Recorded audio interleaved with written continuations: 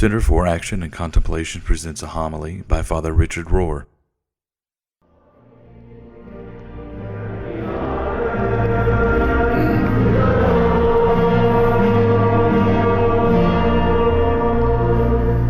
The Lord be with you.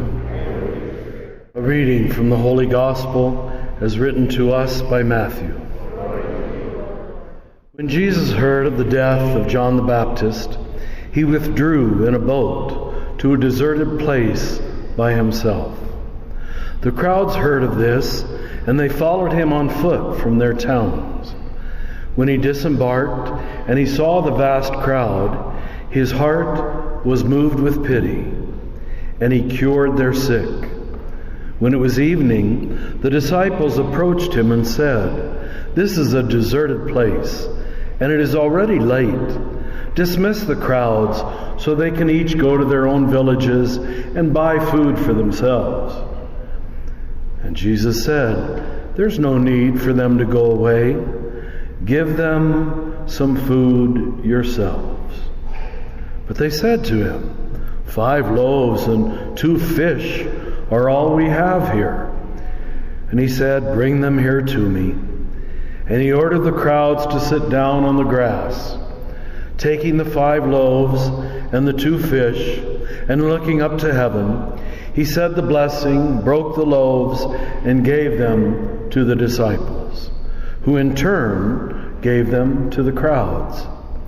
They all ate, and they were all satisfied. And they picked up the fragments left over, 12 baskets full. Those who ate were about 5,000, not even counting the women and children. The Gospel of the Lord.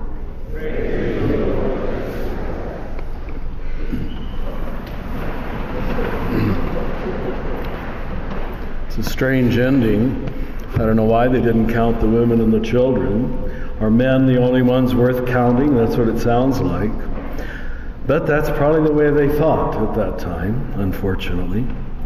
But the rest of the gospel is quite good and delightful, because it tells us very directly what God is about.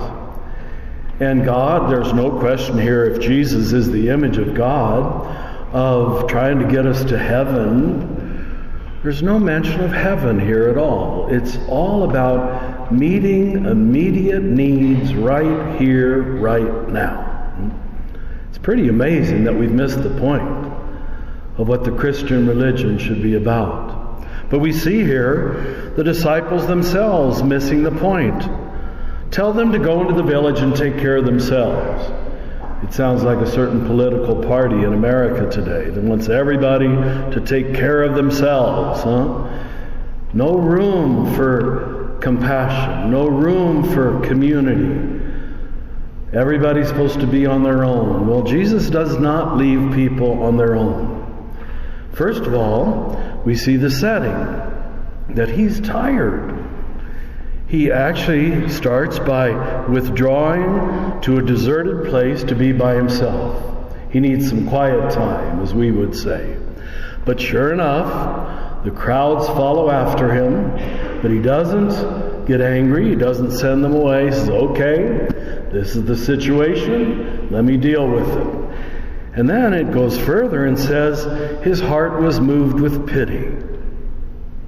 So apparently, again, if Jesus is our image of God, then God has feelings for human pain, human need, and even most simple human hunger.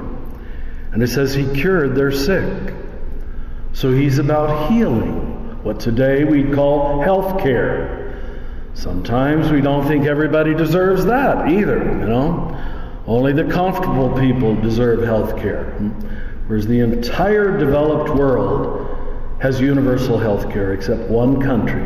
Do you want to guess what the one country is? You're living in it. Where more and more we take care of those on top and we ignore those at the bottom.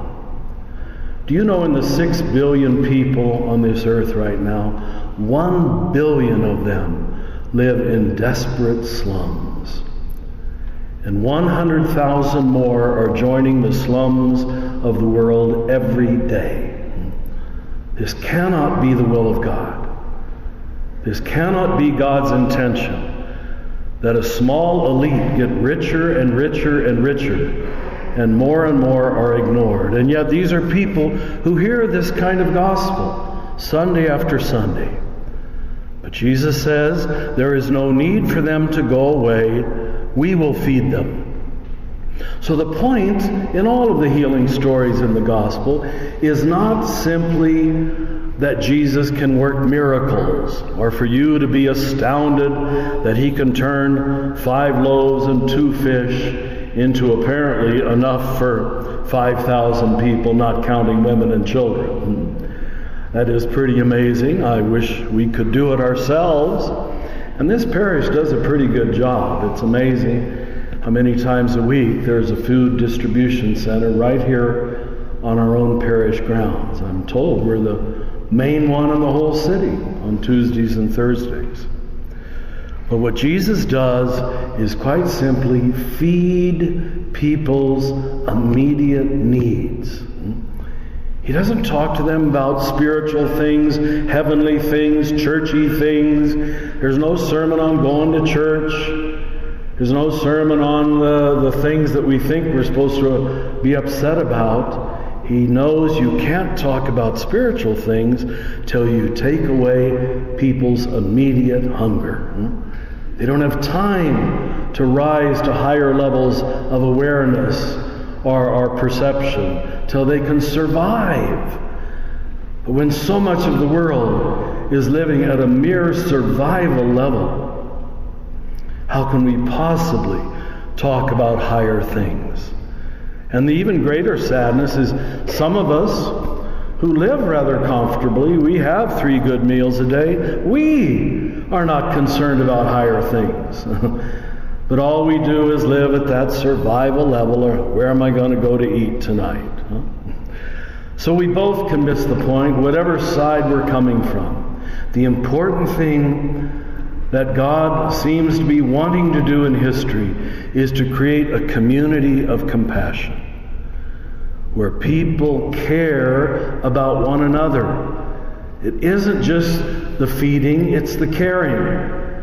That other people's hunger, other people's need matters to you and matters to me. That, it seems, is what it means to be a follower of Jesus. Not to attend church services. I guess I'm glad that you do, so I can talk to you this way. But this is not what it's all about. Jesus never once talks about attending church services. Not once. But this he talks about constantly. Healing the sick and feeding the hungry. This homily by Father Richard Rohr is copyright by the Center for Action and Contemplation. Visit cac.org for other educational resources and programs.